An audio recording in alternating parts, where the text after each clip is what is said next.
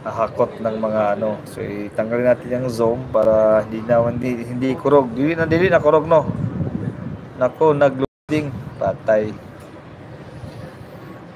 So mayroon na tayong 13 viewers so far. So we are here in Greece. So expanding guys yung port ng ano, laki ng improvement ng Piraeus, Greece. So sa kanina yung nakita niyo nagtutulak ng ano, hindi nagtutulak ng ano kung ng droga, kundi nagtutulak ng ano, yung barge na ano kinakargahan ng lupa. Dahil mo ganun yung ginagawa kasi nila, tatambak sila. Tinatambakan nila hindi yung hinibra yung tinatambakan yung ano, yung para makapagbuo sila ng ano, pundasyon sa ano, terminal. Ganun ang ginagawa nila. So yun ang sinasabi ko guys, doon sa amin talaga na kayang gawan ng paraan malaki lang talaga ang budget.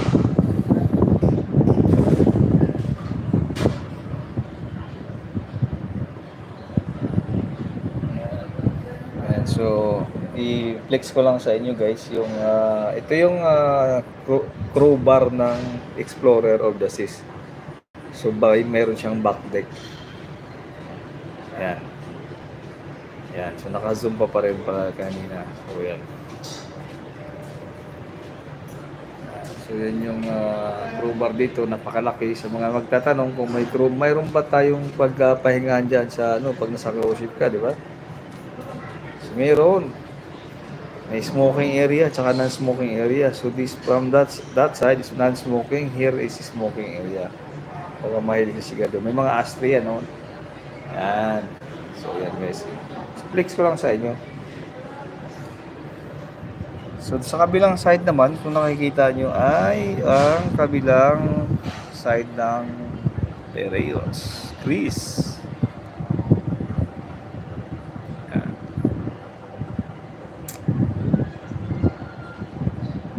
Mag-English ka.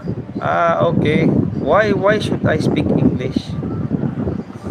Okay, entertainment.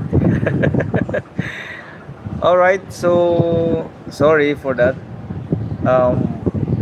Pa-shout out kay Terde, shout out. So as I said, we are here in Piraeus Terminal, which is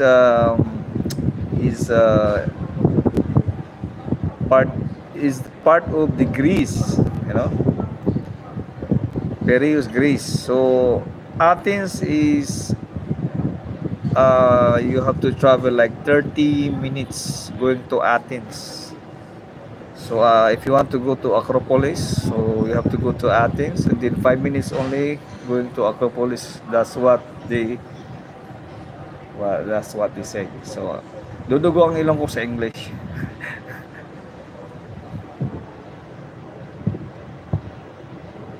So they are expanding their terminal, as I said, as you can see. So entertainment, shout out. Awesome. Who is entertainment here? Which language do you speak? I spoke Tagalog before. Filipino language. So let's move on to the other side, guys.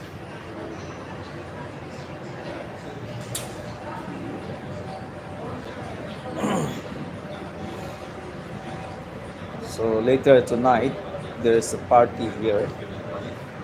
It's a wine and cheese party. So,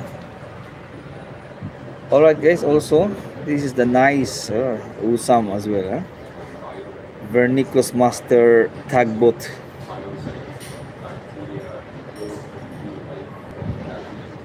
Nice. So that should be the one who push through that barge, with full loaded of soil.